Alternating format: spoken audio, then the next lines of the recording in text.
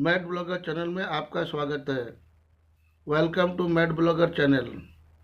पहले मैं प्रयोग करता हूँ, उसके बाद मैं बताता हूँ।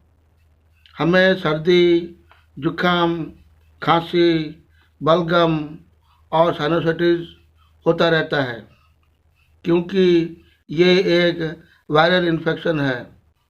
मतलब वायरस द्वारा संक्रमण किया जाता है। सर्दी, जुखाम, खांसी, बलगम और साइनोसाइटिस साल भर होता रहता है। इसे बचने का उपाय है षडबंधु तेल और आयुर्वेद या जड़ी बूटी वाला कफ सिरप।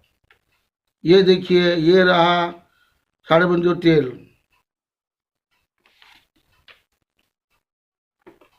ये है आपका षडबंधु तेल।